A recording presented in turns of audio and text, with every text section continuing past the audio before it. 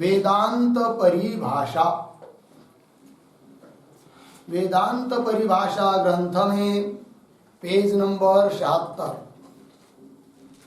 तो 76 पेज पर देखिए, तत्र ज्ञप्तिगत प्रत्यक्षत्वस्य सामान्य लक्षणम चित्वम एव, मिला पंक्ति। तो चलिए, तो दो प्रकार का प्रत्यक्ष बताया, एक तो विषयगत प्रत्यक्ष और ज्ञानगत प्रत्यक्ष, और बीच में प्रकारांतर से दो प्रकार का भी प्रत्यक्ष बताया, जीव साक्षी, ईश्वर साक्षी। और ये भी दो प्रकार का है, ज्ञेयगत प्रत्यक्ष मतलब विषयगत प्रत्यक्ष, और दूसरा होता है ज्ञप्तिगत प्रत्यक्ष अर्थात ज्ञानगत प्रत्यक्ष। ठीक है, अब आगे बता रहे हैं इन दोनों में। तत्र, मिला पंक्ति, तत्र, तत्र शब्द का अर्थ लिखिए, तत्र बराबर ज्ञेयगत ज्ञप्तिगत प्रत्यक्षत्वयोः मध्ये, ज्ञेयगत ज्ञप्तिगत, ज्ञेयगत ज्ञप्तिगत प्रत्यक्षत्वयोः, प्रत्यक्षत्वयोः मध्ये।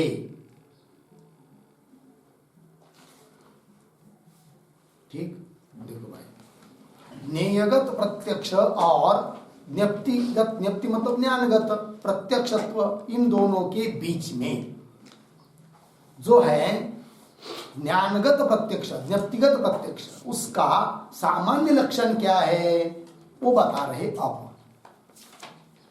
तत्र ज्ञप्तिगत प्रत्यक्षत्वस्य सामान्य लक्षणम चित्वम एव, चित्वम एव, चित्वम एव का अर्थ है चेतनत्वम एव, चेतनत्व यही उसका सामान्य लक्षण है। चित्वम एव मतलब चेतनत्वम एव।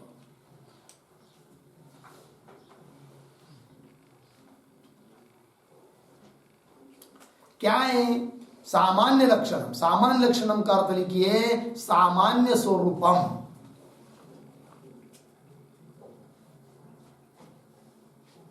सामान्य लक्षणम मतलब सामान्य स्वरूपम। ठीक है, देखो भाई अर्थ, तो ज्ञप्तिगत प्रत्यक्षत्व का, ज्ञानगत प्रत्यक्षत्व का सामान्य स्वरूप क्या है? चेतनत्वम, चित्वम, चैतन्य, वो ज्ञान स्वरूप ही है। ठीक है जी, ये है।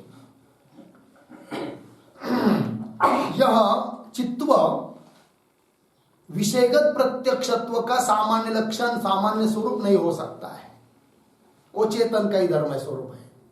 क्यों भाई? तो एक वाक्य लिखते इस पर,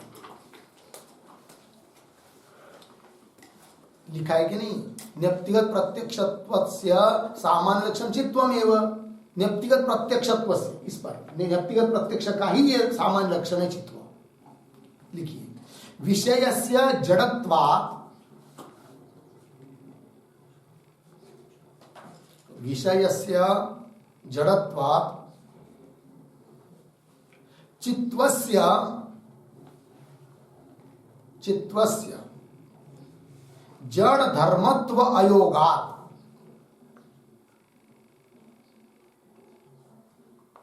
जड़ धर्मत्व अयोगात्, जड़ धर्मत्वायोगात्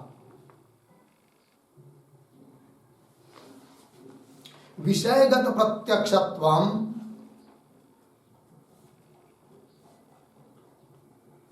विषयगत प्रत्यक्षत्वम चित्वम न भवति, चित्वम न भवति, अर्धविराम, इति उक्तम ज्ञप्तिगत इति, इति उक्तम ज्ञप्तिगत इति। ठीक है, अर्थ देखिए, तो विषय घटादि जड़ है, जड़ होने के कारण, और चित्व यह जड़ धर्म, जड़ का धर्म नहीं हो सकता है, अतः चित्व यह विषयगत, विषय का विषयगत प्रत्यक्षत्व का सामान्य लक्षण नहीं है, क्योंकि विषय जड़ है और चित्व यह जड़ का धर्म नहीं है। ठीक है जी। तो विषय से जड़त्वात् और चित्वस्य जड़ धर्मत्व होगा, जड़ का धर्म नहीं हो सकता है चित्व। इसलिए विषयगत प्रत्यक्षत्वम चित्वम ये नहीं कह सकते। विषयगत प्रत्यक्षत्व क्या है भाई? चित्व, ऐसा नहीं कह सकते, क्योंकि विषय जड़ है, उसका धर्म चित्व नहीं हो सकता।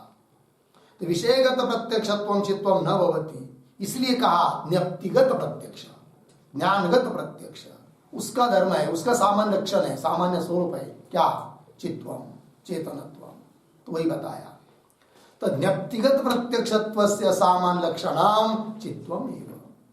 आगे पर्वतो वन्यमान इत्यादौ अपि वन्याद्याकार वृत्ति उपैत चैतन्यस्य स्वात्मांशे स्वप्रकाशतया प्रत्यक्षत्वात्। ठीक है जी। अब देखो भाई, जैसे पर्वतो वन्यमान ये ज्ञान है, अनुमान प्रमाण से उत्पन्न हुआ यह अनुमिति ज्ञान है पर्वतो वन्यमान। और पीछे बताया था कि पर्वतो वन्यमान इस अनुमिति ज्ञान में पर्वत अंश में वह ज्ञान प्रत्यक्ष है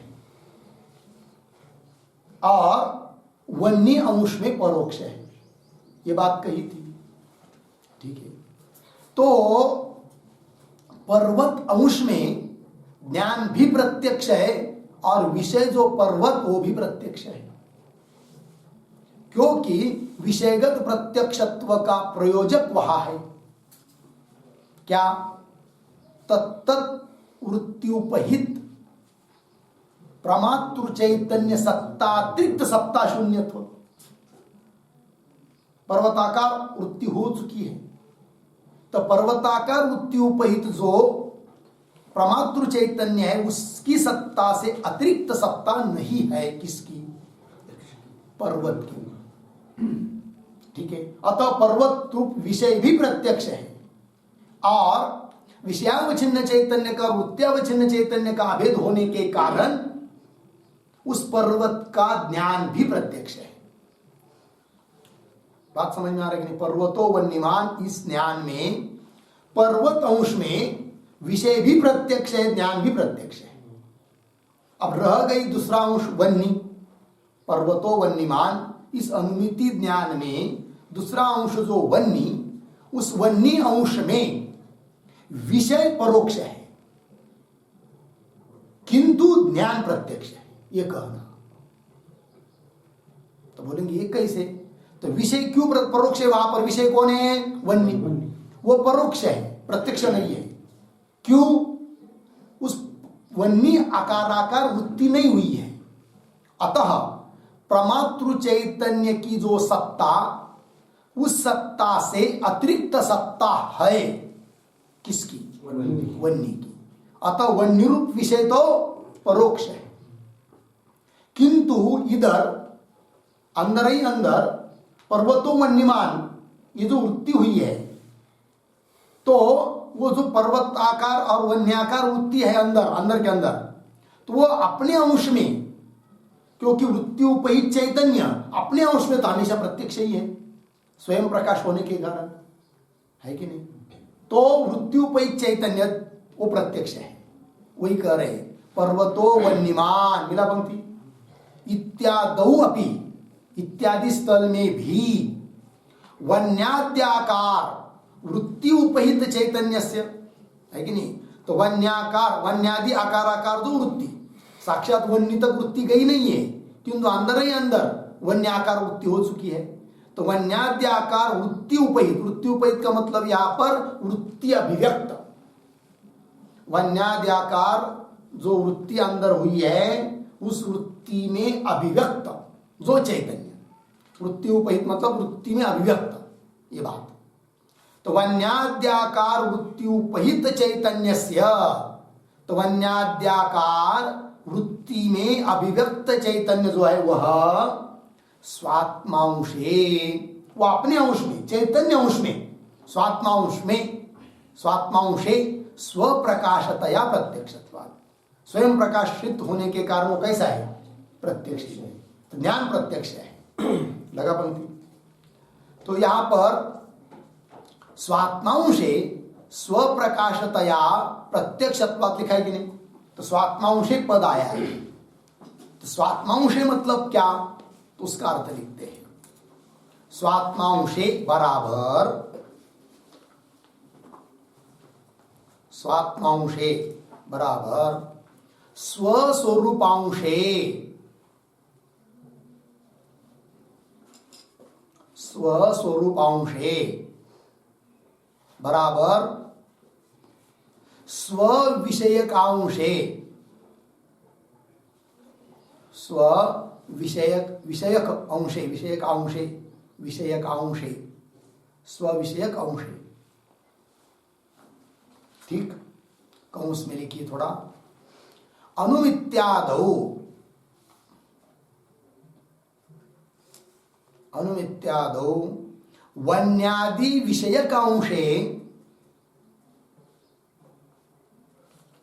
वन्यादि विषयक अंशे परोक्षत्वम, परोक्षत्वम अर्धविराम, स्विषयक अंशे तु, स्विषयक अंशे तु प्रत्यक्षत्वम, प्रत्यक्षत्वम इति भावः।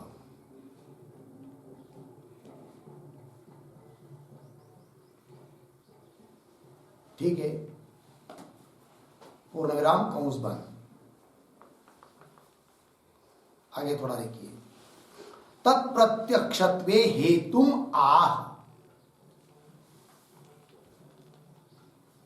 तत्प्रत्यक्षत्वे हेतुम आह।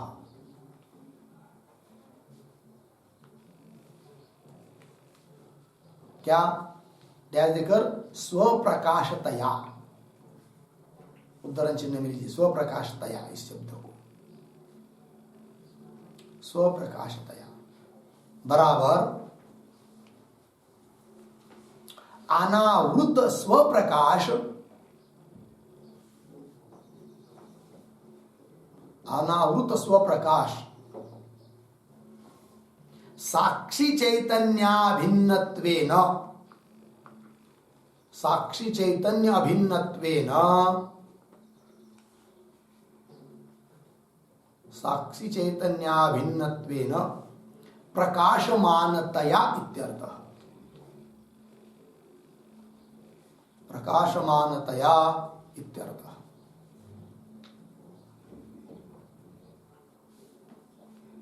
ठीक है, चलो भाई अर्थ देखिए।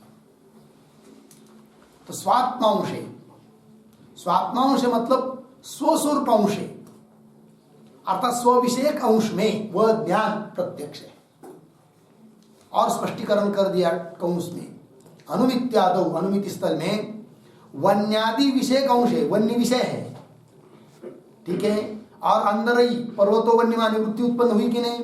अनुमिति उत्पन्न, अनुमिति रूप प्रमा ज्ञान उत्पन्न हुआ, उसमें वन्य अंश में जो वृत्ति है, तो वृत्ति उपय चैतन्य वो तो स्वयं प्रकाश होने के कारण प्रत्यक्ष ही है।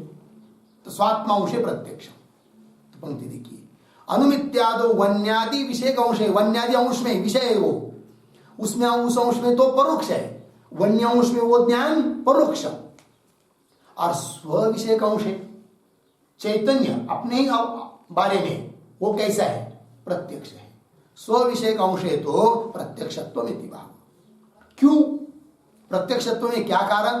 तो बता रहे, तत्प्रत्यक्षत्व हेतु आह स्वप्रकाशतया, वो ज्ञान चैतन्य वृत्ति अभिव्यक्त चैतन्य वो स्वयं प्रकाश है। स्वयं प्रकाश मतलब क्या? अनावृत स्वप्रकाश, क्योंकि वृत्तियोपय चैतन्य जो होता है, अंतकरणोपय चैतन्य जो होता है वो अनावृत है, कभी भी आवृत्त नहीं है। तो अनावृत स्वप्रकाश साक्षी चैतन्य अभिन्नत्व, वही साक्षी चैतन्य है, और साक्षी चैतन्य के साथ उसका स्वयं का अपना अभेद ही होने के कारण साक्षी चैतन्याभिन्नत्वेन प्रकाशमानतया, प्रकाशमान है वो। लगा अर्थ जी? चलिए, इसलिए स्वांश में वह ज्ञान प्रत्यक्ष है। पंक्ति देखिए, पर्वतो वन्यमान इत्यादोपि वन्याद्याकार वृत्ति उपै चैतन्यस्य स्वात्मांशे स्वप्रकाशतया प्रत्यक्षत्वात्। लग गई इतना? फिर आगे देखिए, तत्तत् विषयांश प्रत्यक्षत्वं तु पूर्वोक्तम एव। अभी क्या बात बता रहा है इस पंक्ति से? उस बात को समझने के लिए ये जो पंक्ति आई है तत्तद विषय, उसके अवतरणिका के रूप में एक वाक्य लिखेंगे। ननु तत्तद ज्ञानगतस्य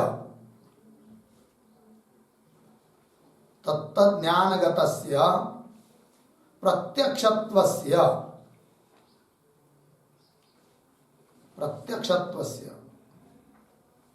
यथा एकम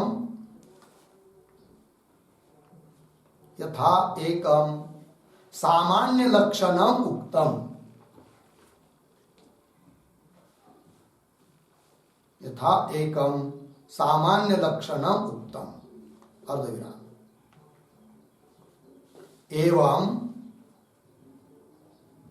एवं तत्तत् विषयगतस्य अपि, एवं तत्तत् विषयगतस्य अपि प्रत्यक्षत्वस्य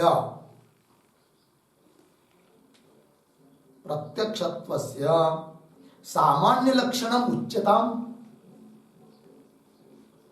सामान्य लक्षणम उच्यताम इति अतः आह,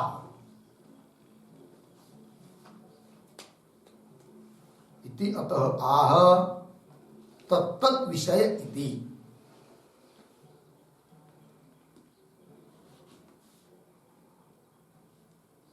ठीक अर्थ देखिए भाई, पूर्व पक्षी कह रहा है ननु तत्तत् ज्ञानगतस्य प्रत्यक्षत्वस्य, उस ज्ञानगत प्रत्यक्षत्व का यथा जिस प्रकार एकम सामान्य लक्षण उक्तम, एक सामान्य लक्षण आपने कह दिया, अभी अभी कहा कि नहीं, न्यक्तिगत पर सबसे पहले वाक्य में न्यक्तिगत प्रत्यक्षत्वस्य सामान्य लक्षणम चित्वम एव, न्यक्तिगत प्रत्यक्षत्व का सामान्य लक्षण बताया क्या, चित्वम एव। तो जैसे पूर्व पक्षी बोल रहा है, जैसे ज्ञानगत प्रत्यक्षत्व का एक सामान्य लक्षण आपने बताया, ठीक है कि नहीं,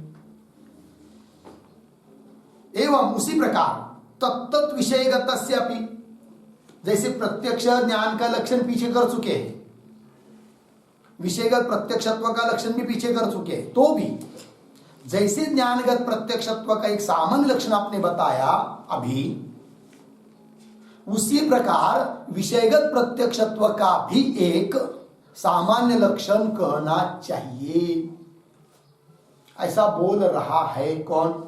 पूर्व पक्षी। वही देखिए, एवं तत्तत् विषयगतस्यापि प्रत्यक्षत्व से उस विषयगत प्रत्यक्षत्व का भी सामान्य लक्षण उच्चता, सामान्य लक्षण कहना चाहिए।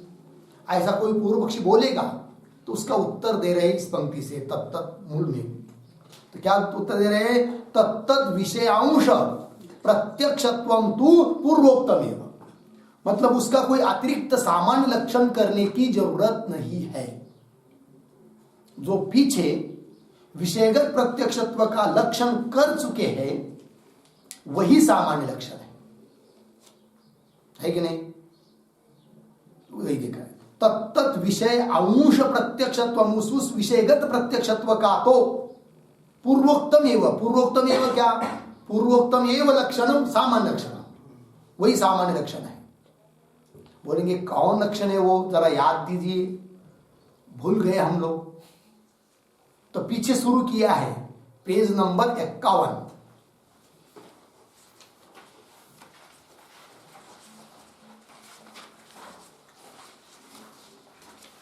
मिला?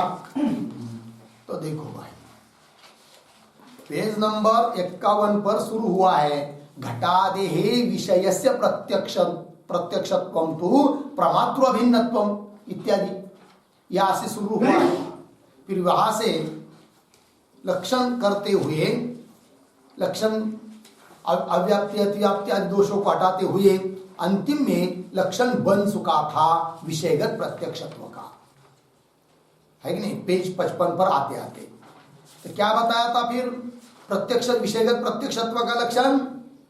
तो लक्षण हुआ था प्रत्यक्ष योग्यत्वे सति वर्तमानत्वे सति तत्तद विषयाकार वृत्ति उपहित प्रमातृ चैतन्य सत्तातिरिक्त सत्ता शून्यत्व विषयगत प्रत्यक्षत्व लिख के दिया था आपको, याद है?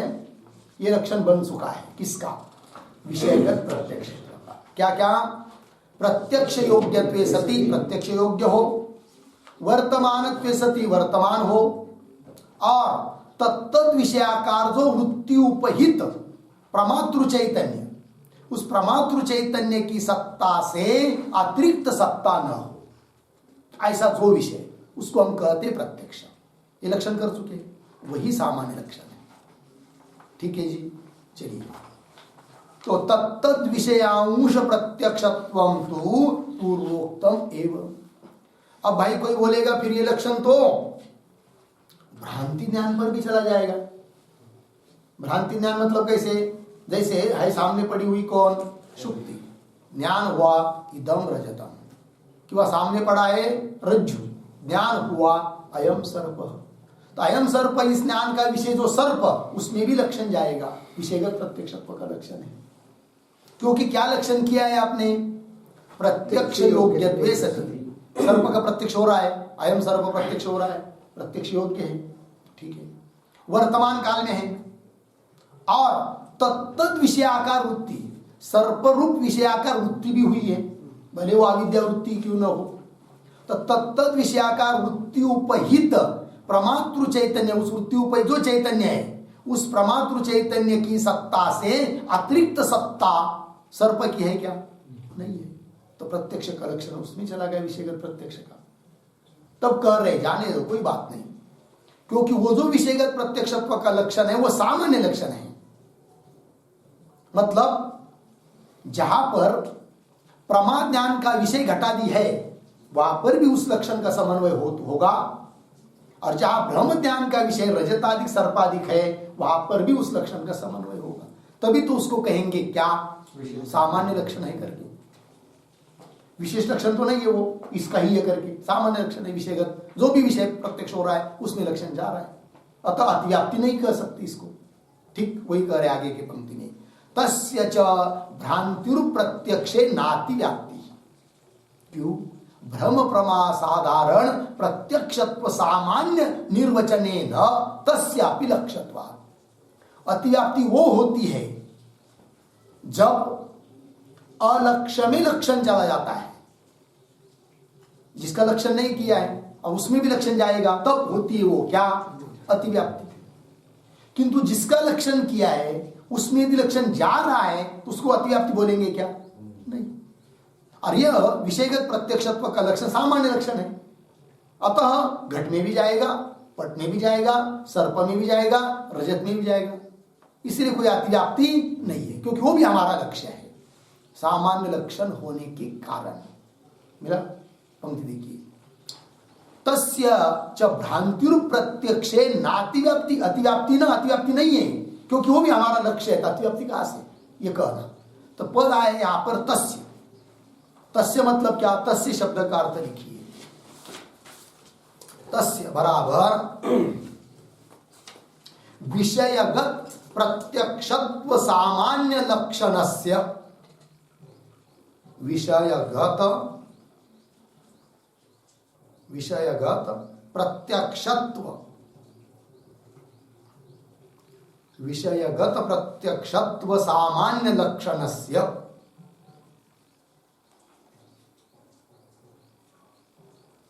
विषयगत प्रत्यक्षत्व सामान्य लक्षणस्य इत्यर्थ।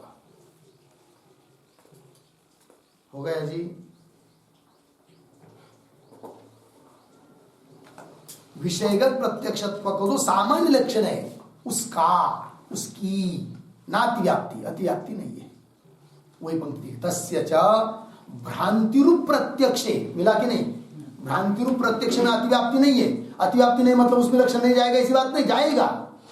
और अतिव्याप्ति क्यों नहीं? क्यों नहीं है? कि वो भी हमारा लक्ष्य है, इसलिए अतिव्याप्ति नहीं है। अलक्ष्य में थोड़ी लक्षण जा रहा है, लक्ष्य में ही लक्षण जा रहा है। ठीक है ना। तो वही भ्रांति रूप प्रत्यक्षे, ये पद है ना वहां पर छपा हुआ, मतलब मूल में उसका अर्थ देखिए, भ्रमीय विषयगत प्रत्यक्षत्वे, भ्रमीय विषयगत प्रत्यक्षत्वे।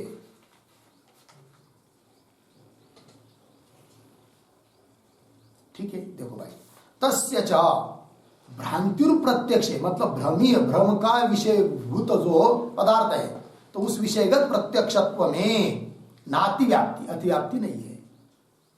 क्यों? भ्रम प्रमा साधारण प्रत्यक्षत्व सामान्य निर्वचनेन, क्योंकि हमने जो लक्षण किया है वो कैसा है, केवल प्रमा ज्ञान का जो विषय घटा दी उसका ही लक्षण है क्या? उस विषयगत प्रत्यक्षत्व का केवल लक्षण है क्या? नहीं। ब्रह्म ज्ञान का विषय हो चाहे प्रमा ज्ञान का विषय हो, सभी विषयगत प्रत्यक्षत्व का वो लक्षण है। अतः सब विषयगत प्रत्यक्ष हमारा लक्ष्य ही है। घट भी लक्ष्य है, सर्प भी लक्ष्य है, मतलब उसमें भी लक्षण जाना चाहिए क्योंकि वो प्रत्यक्ष है, इसलिए अतिव्याप्ति नहीं। पंक्ति देखिए, भ्रम प्रमा साधारण प्रत्यक्षत्व सामान्य निर्वचनेन, निर्वचनेन कथनेन, सामान्य लक्षण कथन किया है, सामान्य निर्वचनेन, सामान्य लक्षण कथनेन, तस्यापि लक्ष्यत्वात्। ठीक है, तस्यापि पद आया है, तस्यापि, तस्यापि मतलब तस्यापि का अर्थ लिखिए, भ्रमीय विषयगत प्रत्यक्षत्वस्यापि, भ्रमीय विषयगत, भ्रमीय विषयगत प्रत्यक्षत्वस्यापि, भ्रमीय विषयगत प्रत्यक्षत्वस्यापि। ठीक है, भ्रमीय मतलब भ्रम ज्ञान का जो विषय, उस विषयगत प्रत्यक्षत्व का भी लक्षण है, वो भी हमारा लक्ष्य है, इसलिए अतिव्याप्ति नहीं।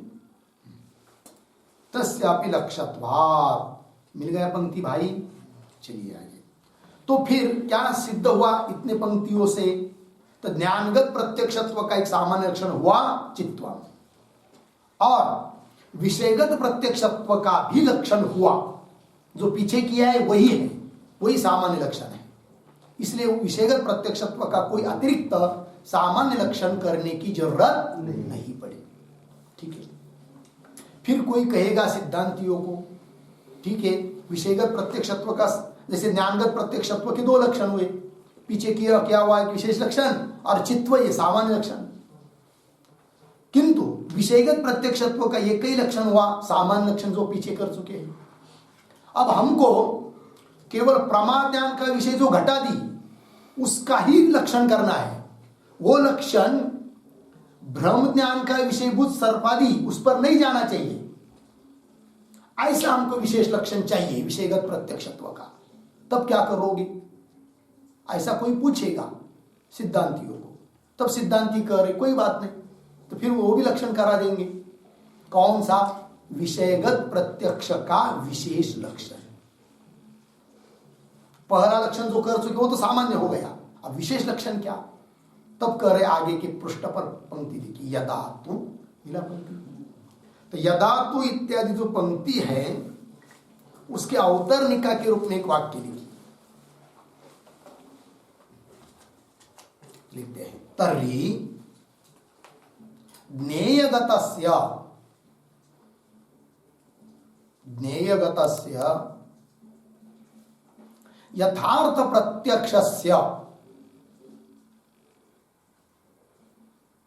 यथार्थ प्रत्यक्षस्य विशेष लक्षणम किम, विशेष लक्षणम किम इति अतः आह, इति अतः आह यदा तु इति।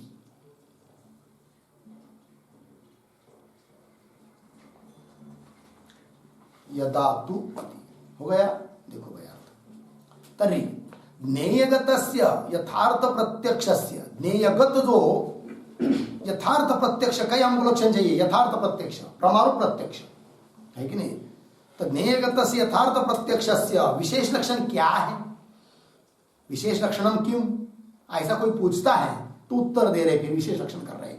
यदा तु प्रत्यक्ष प्रमायाः एव लक्षणम वक्तव्यम तदा पूर्वोक्त लक्षणे अबाधितत्वम विषय विशेषणम देय। बस कुछ नहीं करना है, एक पद जोड़ना है केवल। ठीक है, पूर्व में जो विषयगत प्रत्यक्षत्व का लक्षण किया है उसमें और एक पद जोड़ देंगे तो वही विशेष लक्षण बन जाएगा। ठीक, और एक पद कौन जोड़ना है भाई? तो कह रहे अबाधितत्व, ये पद जोड़ना है। तब रज्जु सर्प इत्यादि के ऊपर वो लक्षण नहीं जाएगा और घट इत्यादि के ऊपर जाएगा, तो वो उसका विशेष लक्षण हो गया। ठीक, पंक्ति देखिए, यदा तु प्रत्यक्ष प्रमायाः एव, तो प्रत्यक्ष प्रमायाः पद आया कि नहीं, उसके लिए पर्यायवाची शब्द लिखिए, प्रमेयगत प्रत्यक्षत्वस्य एव, प्रमेयगत प्रत्यक्षत्वस्य एव।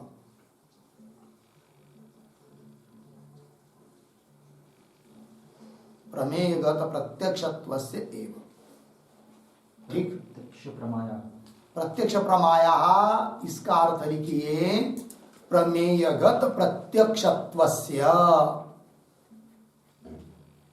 हो गया ना अर्थ? देखिए अभी, यदा तो, जब तो प्रत्यक्ष प्रमा मतलब प्रमेयगत प्रत्यक्षत्व का लक्षण, प्रमेय मतलब प्रमा ज्ञान का विषय है कि नहीं, भ्रम ज्ञान का विषय नहीं लिया जाएगा, प्रमा ज्ञान का विषय। अयम घट, ये प्रमा ज्ञान है, उसका विषय घट, उसका प्रत्यक्ष घटगत विषयगत प्रत्यक्ष, उसका ही लक्षण करना है। ऐसा करना कि वो लक्षण अब भ्रमीय विषय पर नहीं जाना चाहिए, तो वो उसका विशेष लक्षण बनेगा। तब क्या करना पड़ेगा? कुछ नहीं, एक पद जोड़ना पड़ेगा, अबाधितत्व। ठीक, वो एक लिख रहे, यदा तु प्रत्यक्ष प्रमाया मतलब प्रमेयगत प्रत्यक्षत्व का ही एव लक्षणम वक्तव्यम, लक्षण कहना चाहते हो तो तदा पूर्वोक्त लक्षणे, पूर्वोक्त लक्षण में क्या करो? अबाधितत्वम, यह विषय का विशेषण दे दो तो बन जाएगा फिर। ठीक है जी, अबाधितत्वम विषय विशेषणम देयम। तो क्या लक्षण बनेगा फिर? तो पूर्व में क्या लक्षण किया था उसका पहला थोड़ा सिंहावलोकन करते हैं। विषयगत प्रत्यक्षत्व का लक्षण क्या किया था, याद है? प्रत्यक्ष योग्यत्वे सति वर्तमानत्वे सति तत्तत् विषयाकार वृत्ति उपहित प्रमातृ चैतन्य सत्ता तृप्त सत्ता शून्यत्वम, ये लक्षण है। ठीक है ना, उसमें एक पद जोड़ दो, क्या? अबाधितत्वे सति। तो क्या बनेगा? प्रत्यक्ष योग्यत्वे सति वर्तमानत्वे सति अबाधितत्वे सति तत्तत् विषयाकार वृत्ति उपहित प्रमातृ चैतन्य सत्ता तृप्त सत्ता शून्यत्वम, विषयगत प्रत्यक्ष, ये लक्षण बन जाएगा। अब देखिए घट पर लक्षण घटेगा कि नहीं? घट में देखो पहला पद प्रत्यक्ष योग्यत्वे सति, घट प्रत्यक्ष योग्य है कि नहीं? है। वर्तमान है कि नहीं?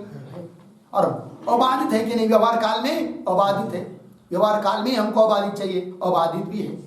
और तत्तद विषयाकार, यहां पर विषय कौन? घट। तो घटात्मक विषयाकार जो वृत्ति, उस वृत्ति उपहित चैतन्य जो प्रमातृ चैतन्य है, उसकी सत्ता से अतिरिक्त सत्ता नहीं है। किसकी? घट की। अतः घट का प्रत्यक्ष है, विषयगत प्रत्यक्ष है। और ये लक्षण रज्जु सर्प पर नहीं जाएगा, क्योंकि सर्प प्रत्यक्ष योग्य है, वर्तमान में है, किंतु अबाधित नहीं है, अपितु बाधित है। अतः उधर लक्षण नहीं जाएगा। तो विशेष लक्षण बन गया कि नहीं? तो ये हुआ। फिर कौन पद देना पड़ा? अबाधित। चलिए मूल में, यदा तु प्रत्यक्ष प्रमाया एव लक्षणम वक्तव्यम तदा पूर्वोक्त लक्षणे, पीछे जो लक्षण कर चुके उसमें अबाधितत्वम विषय विशेषणम देयम। ठीक है जी, फिर लक्षण बन जाएगा। क्या बनेगा? तो लिखिए फिर अब प्रमेयगत प्रत्यक्षत्व। क्योंकि सामान्य विषयगत प्रत्यक्ष ये तो सामान्य शब्द हुआ। अब हमको यहाँ पर विषयगत प्रमेयगत प्रत्यक्ष का लक्षण किया है। लिखिए, प्रमेयगत प्रत्यक्षत्वम, प्रमेयगत प्रत्यक्षत्व बराबर तदाकार वृत्त्युपहित, तदाकार वृत्त्युपहित प्रमातृ चैतन्य, प्रमातृ चैतन्य सत्तातिरिक्त, प्रमातृ चैतन्य सत्तातिरिक्त सत्ता शून्यत्वे, सत्ता शून्यत्वे सती, सती आगे अबाधितत्वे सती, अबाधितत्वे सती वर्तमानत्वे सती,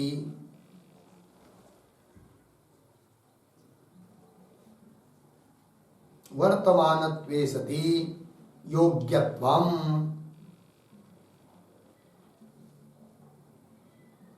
योग्यत्वम।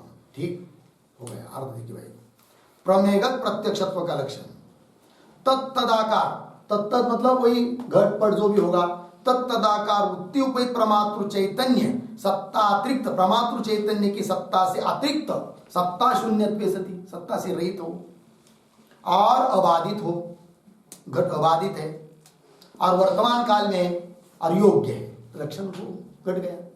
और रज्जु सर्प, सर्प के ऊपर ये लक्षण नहीं जाएगा क्योंकि वो कैसा है, बाधित है। हमको क्या चाहिए, अबाधित। चलिए, अबाधितत्वम विषय विशेषणम देयम मिल गया। आगे देखिए, शुक्ति रूप्यादि भ्रमस्य, अब उस पर लक्षण नहीं जाएगा, इस बात को कह रहे हैं, अतिव्याप्ति नहीं होगी, है कि नहीं। शुक्ति रूप्यादि भ्रमस्य संसार कालीन बाद विषय प्रातिभाषिक रजतादि विषयकत्वेन, है कि नहीं। क्या शुक्ति रूप्यादि भ्रमस्य, शुक्ति रूप्यादि जो भ्रम मतलब भ्रांति ज्ञान, वो कैसा है, उसका विषय कैसा है, संसार कालीन बाद का जो विषय, ऐसे प्रातिभाषिक रजतादि उसके विषय है जो कि बाधित हो रहे हैं, है ना। विषयकत्वेन मुक्त लक्षणाभाव, अभी जो लक्षण किया प्रमेयगत प्रत्यक्षत्व का, वो लक्षण उसमें नहीं जाएगा। अभाव न अतिव्याप्ति, अतिव्याप्ति नहीं होगी। लग गया कि नहीं, क्योंकि विषयगत प्रत्यक्षत्व का सामान्य लक्षण नहीं है। सामान्य लक्षण रहता तब वो भी लक्ष्य होते हमारे सर्पाधिक, किंतु अब ये प्रमेयगत प्रत्यक्षत्व का लक्षण है, उसमें अबाधितत्व ये पद जोड़ दिया है। अतः भ्रांति ज्ञान की जो विषय सर्पाधिक रजताधिक, उसमें ये लक्षण जाएगा नहीं, क्योंकि उनका बाद होता है, संसार काल में ही बाद होता है। और हमको क्या चाहिए, संसार काल में अबाधित चाहिए। ठीक है, चलिए। तो शुक्ति रूप्यादि भ्रमस्य विरापंक्ति संसार कालीन, है कि नहीं। संसार कालीन इसका अर्थ लिखिए व्यवहार कालीन, संसार काल में अर्थात व्यवहार काल में ही।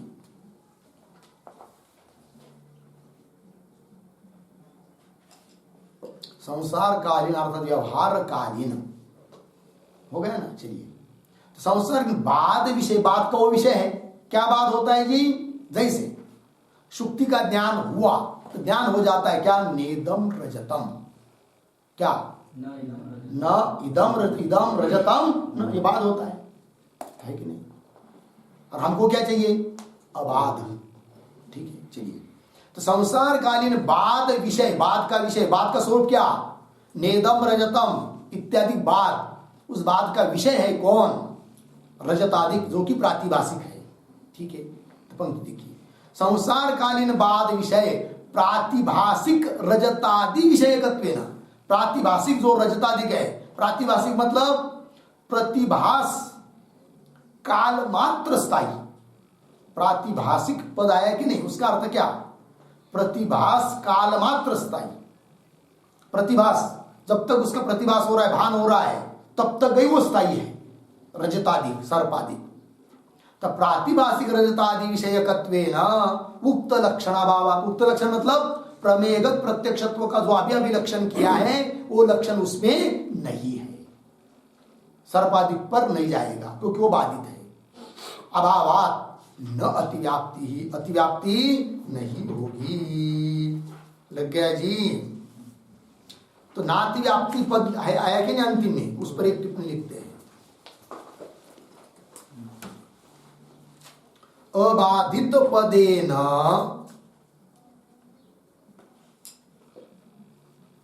अबाधित पदेन व्यवहार कालाबाध्यत्वम, व्यवहार काल अबाध्यत्वम,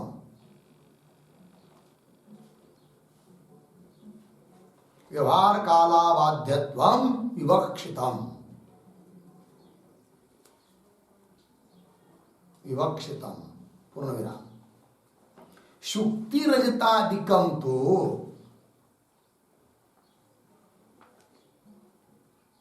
शुक्ति रजतादिकम तो तत्कालोत्पन्नम अपि,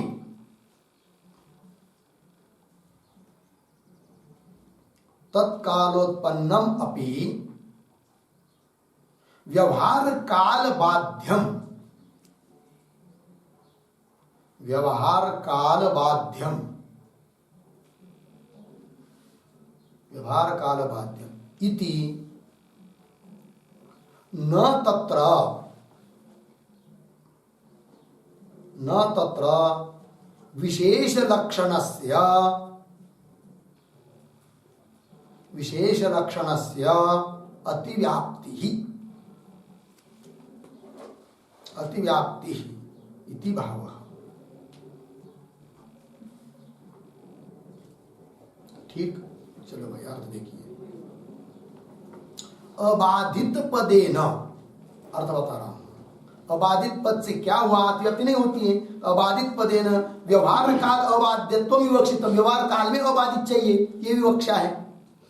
और शुक्ति रस्तादिक तो तत्कालोत्पन्नम अपि, जिस समय दिखाई दे रहे उस समय वो उत्पन्न हुए हैं तो भी, क्योंकि अनिर्वचनीय पदार्थ की उत्पत्ति होती है, तो तत्कालोत्पन्नम अपि व्यवहार कालबाध्य, व्यवहार काल में क्या होते वो बाधित होते हैं। एक घंटा भी रजत दिखाई दिया तो भी उसके आप कुंडल आदि नहीं बना सकते, व्यवहार काल में उसका क्या है, बाध है। तो व्यवहार काल बाध्यम इति ऐसा होने से न तत्र विशेष लक्षणस्य अतिव्याप्ति, विशेष लक्षणस्य तत्र अतिव्याप्ति ही न अतिव्याप्ति नहीं होती है। लग गया। चलिए आगे। ननु, अब इस पर पूर्व पक्षी शंका कर रहा है भाई, क्योंकि पूर्व पक्षी जो है यहां पर नैयायिक शंका कर रहा है, उनको ये बात मान्य नहीं है क्या कि शुक्ति रजत का जिस समय ज्ञान होता है उस समय शुक्ति रजत, रजत अनिर्वचनीय उत्पन्न होता है, तत्कालोत्पन्नम अपि, ऐसा बताया कि नहीं, तो वो उसको मान्य नहीं है। वो कहता है कि अनिर्वचनीय रजतादि की उत्पत्ति कहना ठीक नहीं है।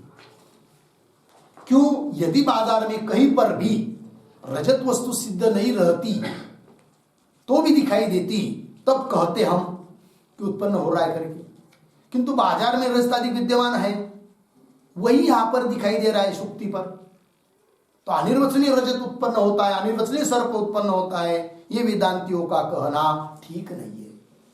ऐसा उसका कहना है, किनका? नहीं है होगा। ठीक है, तो पंक्ति आ रही है, ननु विसंवादी प्रवृत्तियां, ये पंक्ति आ रही है कि नहीं? तो ननु के पहले थोड़े अवतरणिका के रूप में वाक्य लिखिए। ननु भ्रम प्रत्यक्षम, भ्रम प्रत्यक्षम न तत्कालोत्पन्न,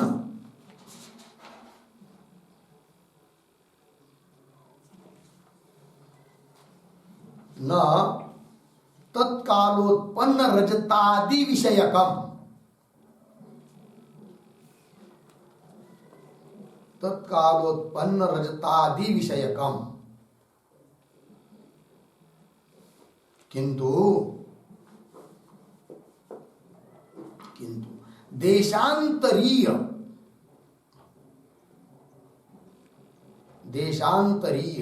सत्य रजतादि विषयकम, सत्य रजतादि विषयकम इति मन्यमानः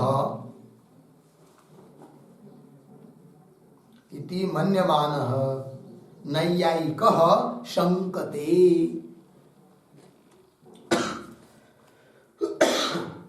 इति मन्यमानः नैयायिकः शंकते ननु इति।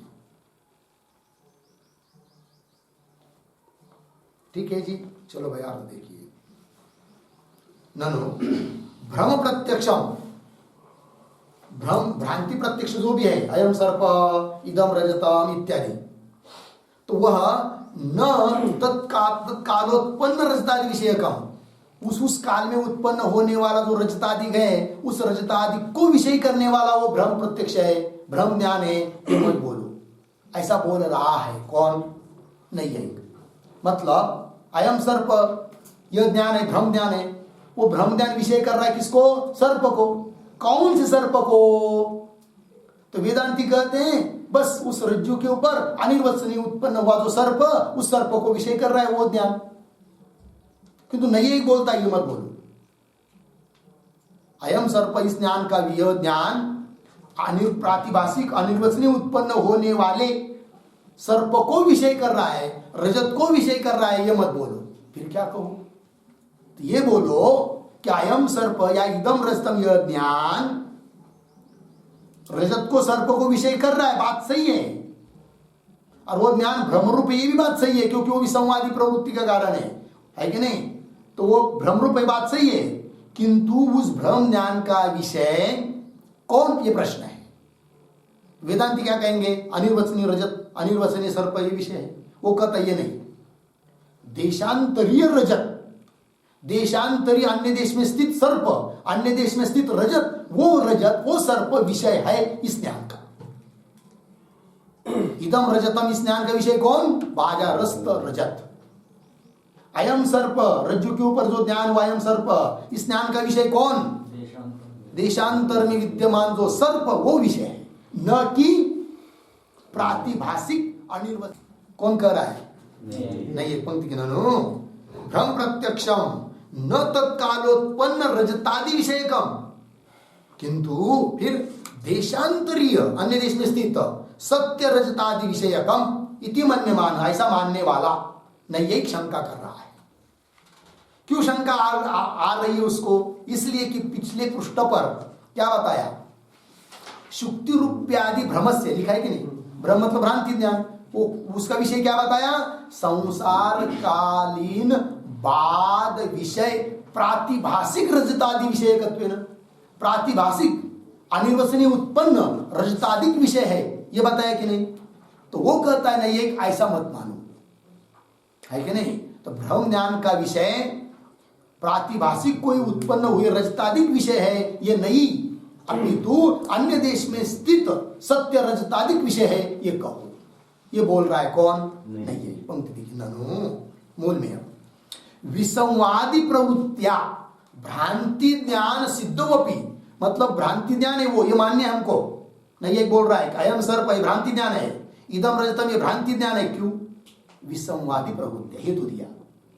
विसंवादी प्रवृत्तियां, इसका अर्थ लिखिए निष्फल प्रवृत्तियां। विसंवादी प्रवृत्तियां का मतलब है निष्फल प्रवृत्तियां। ठीक?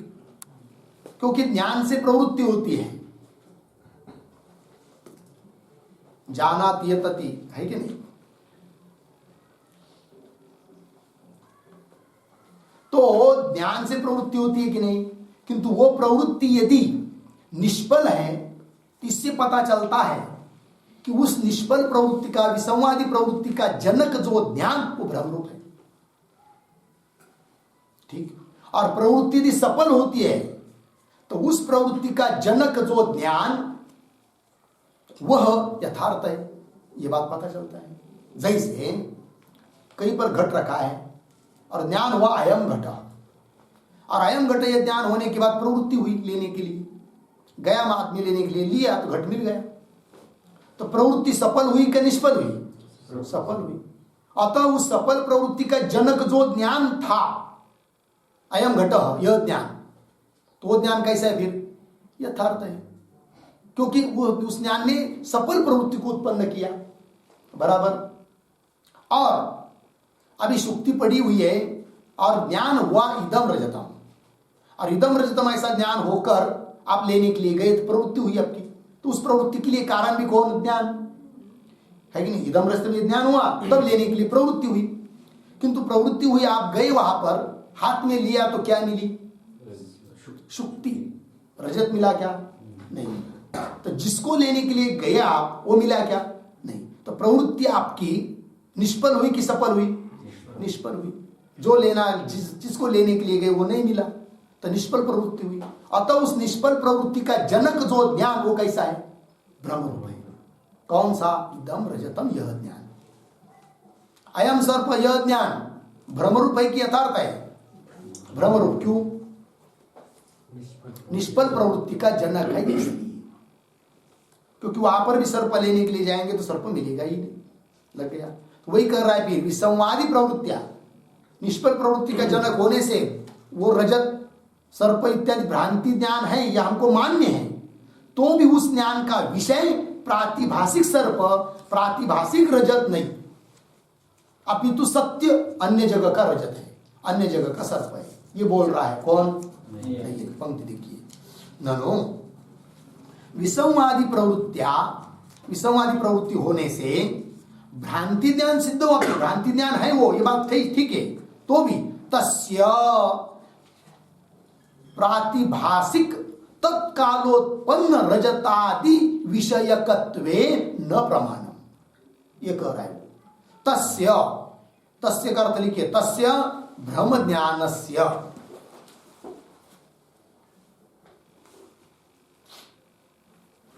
तस्य बराबर भ्रम ज्ञानस्य। तो उस भ्रम ज्ञान का विषय क्या नहीं है, ये कह रहा है वो। तो वेदांत दृष्टि से उस भ्रम ज्ञान का विषय कौन है? प्रातिभाषिक तत्कालोत्पन्न रजतादिक विषय है वेदांत मत में। कौन? भ्रम ज्ञान का विषय वेदांत मत में कौन है? भ्रांति, प्रातिभाषिक तत्कालोत्पन्न, उस समय अनिर्वचनीय उत्पन्न हुए रजतादिक विषय है वेदांत मत में। किंतु वो कहता है नहीं, यही ऐसा मानने में कोई प्रमाण नहीं आपके पास कि भ्रम ज्ञान का विषय प्रातिभाषिक अनिर्वचनीय अभी अभी उत्पन्न हुआ रजत वो विषय है, यह मानने में कोई प्रमाण नहीं है। फिर बोलेंगे नहीं, को पूछेंगे फिर उस भ्रांति ज्ञान का विषय कौन मानोगे? तो वो कहता है देशांतरी रजत, ऐसा उसका कहना है। ठीक, चलिए भाई, तस्य प्रातिभाषिक तत्कालोत्पन्न, तत्कालोत्पन्न मतलब क्या? तत्कालोत्पन्न का अर्थ लिखिए प्रतिभास कालोत्पन्न। तत्कालोत्पन्न मतलब प्रतिभास कालोत्पन्न,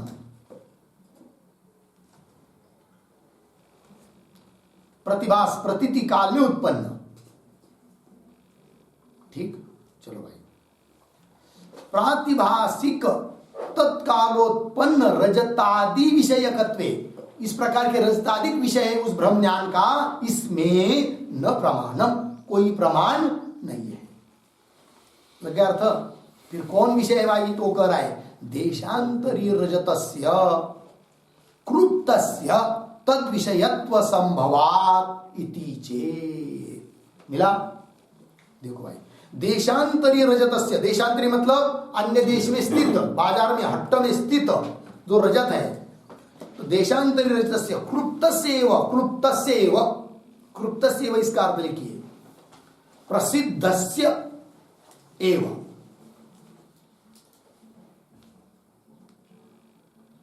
प्रसिद्धस्य एव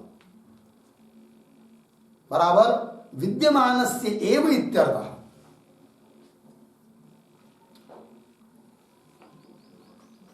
प्रसिद्धस्य एव मतलब विद्यमानस्य एव। देखो भाई, क्लुप्त मतलब जो प्रसिद्ध है बाजार में, जो विद्यमान है, वही उस ज्ञान का विषय है, ब्रह्म ज्ञान का विषय है। तो देखो भाई, देशांतरी रजतस्य क्लुप्तस्यैव तद विषयत्व संभवात्। तद विषयत्व पद आया है। तद विषयत्व मतलब क्या, लिखिए, रजतानुभव विषयत्व। रजतानुभव विषयत्व,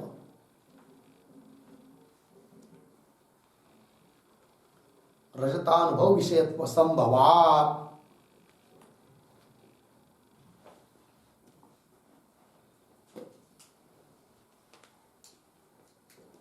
ठीक है, तद विषयत्व संभवात् मतलब उसका विषय संभव है कौन, इदम रजतम इत्यादि ब्रह्म ज्ञान का विषय कौन, देशांतरीय रजतादि संभव है कि नहीं। संभवात् इति चेत, संभवात् पद आया ना, उसके ऊपर एक वाक्य लिखते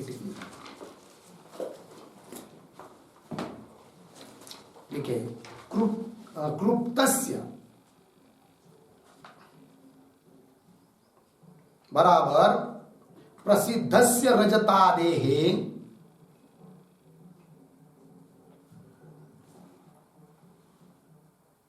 प्रसिद्धस्य रजतादेः अर्धविराम तद विषयत्व संभवे, तद विषयत्व संभवे बराबर ब्रह्म ज्ञान विषयत्व संभवे,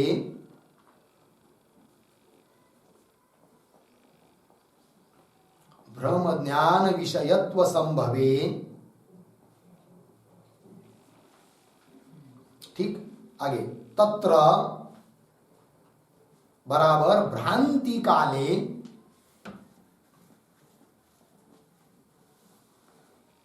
भ्रांति काले रजतादि उत्पत्ति कल्पना, रजतादि उत्पत्ति कल्पना न न्याय्या, न न्याय्या इति भावः,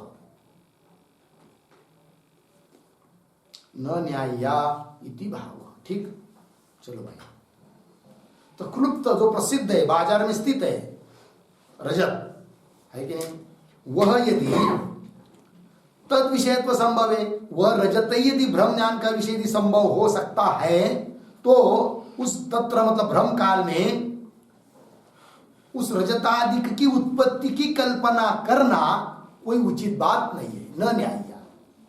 ठीक है, यदि बाजारस्थ रजत विषय हो ही नहीं पाता उस ब्रह्म ज्ञान का, तब तो हम मानते कि अनिर्वचनीय रजत क्या होता है, उत्पन्न होता है।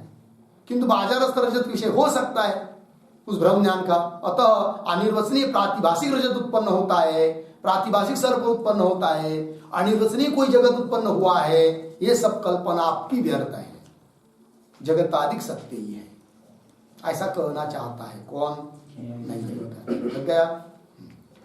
इसी पेज पर उसने एक सबसे पहला वाक्य है, विषमवादी प्रवृत्तियां भ्रांति ज्ञान सिद्ध वापी, है कि नहीं। तो विषमवादी प्रवृत्ति के कारण इदम रजतम इत्यादि ज्ञान ब्रह्म ज्ञान है, ये कहा, तो उस पर एक अनुमान हो जाता है। देखिए, शुक्ति रजतादि विषयकम ज्ञानम, शुक्ति रजतादि विषयकम ज्ञानम अर्धविराम भ्रमः, भ्रमः। आगे, विसंवादी प्रवृत्ति जनकत्वात्,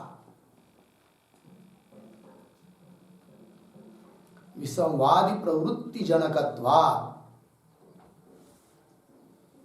यन्नैवं तन्नैवं, यन्नैवं तन्नैवं यथा ब्रह्म। ठीक, यथा ब्रह्म पूर्ण विराम अर्थ की भाई अनुमान है।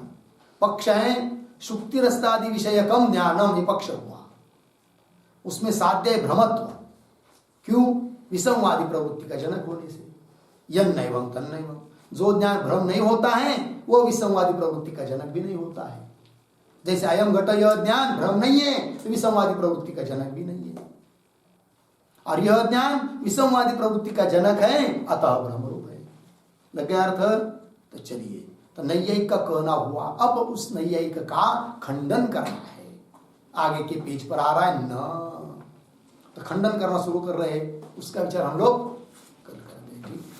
ओम पूर्णमदः पूर्णमिदं पूर्णात् पूर्णमुदच्यते पूर्णस्य पूर्णमादाय पूर्णमेवावशिष्यते।